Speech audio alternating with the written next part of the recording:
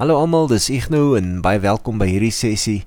En in hierdie sessie kyk ons eerstens na 'n foto van Hilda Bekes wat sy getitel het Someday You'll Be a Man, My Son. 'n Pragtige foto en hy werk omdat sy 'n laehoek gebruik het om hierdie seentjie prominentheid te gee. Danksy die laehoek wat sy gebruik het, staan hy uit bo kan die toring in die agtergrond. Hy word so half gekontrasteer daarmee. Hy lyk so 'n bietjie sterker en die beligting op sy gesig gee so 'n bietjie van 'n misterie. Mens weet nie waantoe hy gaan groei nie, so jy sien die een kant van sy gesig, maar die ander kant bly in geheimenis gehul. En ek dink in geheel 'n foto wat 'n pragtige storie vertel. So baie mooi ene daar so Hilda. Nog 'n foto van Hilda Bekes is hierdie ene waar die welpie op wag is. En ek is spyt, ek sien nie die anderkantste oog nie, maar ek bedoel, hierdie is een van die foto's wat jy nou nie regtig vir hom kan fluit en sê, ou groote, kyk bietjie hierdie kant toe nie. Wat vir my werk in die foto is die skoon agtergrond wat Hilda gebruik, die blou lig. Wat dalk 'n bietjie steurend is die feit dat die stomp 'n bietjie meer groot is. Wel, so 'n bietjie groter is as die welpie self. En miskien sou hom dalk 'n bietjie kon krop of so iets, maar dis maar my kommentaar op hierdie ene is om altyd te probeer kyk of die onderwerp van die foto, die primêre onderwerp, dan ook in die geval van 'n foto soos hierdie, dalk net meer van die foto moet beslaan as die sekondêre onderwerp wat dan die stomp is. In hierdie foto van Annette Potgieter, hierdie makrofoto, dink ek wys Annette hoe wonderlik dit is as mense skoon agtergrond gebruik. Sy maak dan gebruik van die sirkel of dan hierdie, kan ek maar sê, speke wat die plantjie het, en dan die onderkant van die plant waar hy gewoonlik my sou geplaai het, omdat hy so reg uit die middel uitkom en ek kom dalk meer uit 'n hoek uit sou wou sien kom, werk hy hier omdat hy die sirkel bo het en jy daai simmetrie, en ek wil amper sê die stammetjie of die stingel wat dan reg in die middel van die plantjie is, werk saam om hierdie simmetrie te versterk. Die blaartjies wat afgesny is aan die kante, dit pla my nie regtig nie, ek dink dit kon geplaai het, maar dis op 'n manier gedoen wat dit so half lyk asof 'n deel van die foto is, want primêr is hierdie 4 blare, as ek nou wys, hierdie 2 agterstes en 2 voorstes balanseer dit, sowel as die blare aan die kant wat mekaar uitbalanseer. Annette, ek dink is 'n baie interessante foto, en wat hom maak werk, wat spesifiek baie belangrik is in hierdie foto, is hierdie baie skoon agtergrond wat jy gebruik. Rudolf se foto van die Wilge-rivier is my nogal 'n interessante foto, so dikwels kom mens by so 'n plek in die natuur uit, en jy is nie 100% seker wat om af te neem nie. En hierdie foto het uit 'n paar lyne wat hierso werk met die wal en die bome.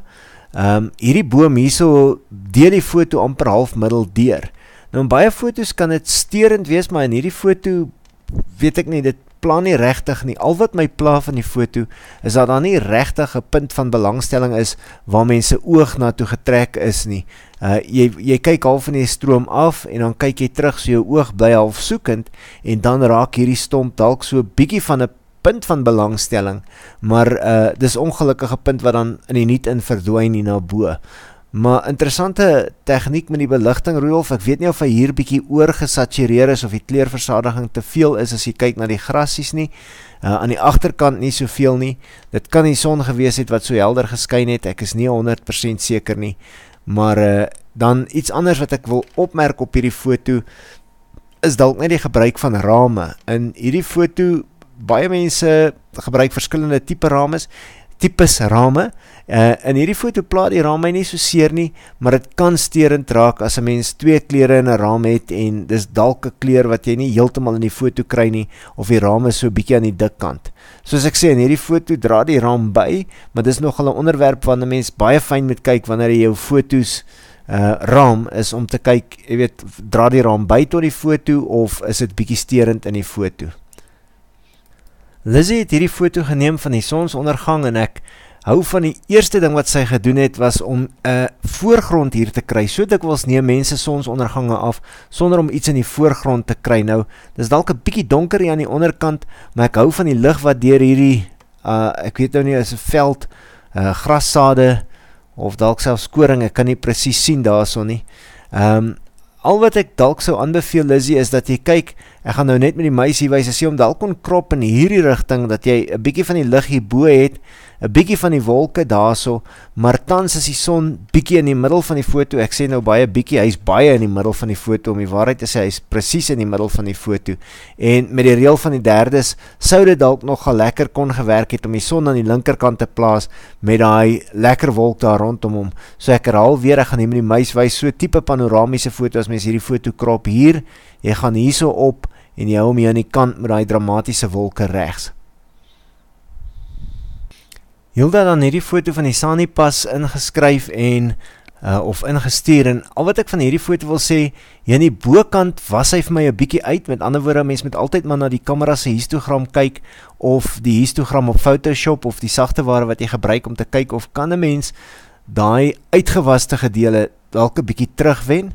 Dan hierdie gras wat hierso uitstaan, baie dikwels as mense 'n foto neem, kan jy maar daai grasie gaan afplik. Ek dink nie dit sal skade aan die natuur doen nie, om hom net te gaan wegknak daarso.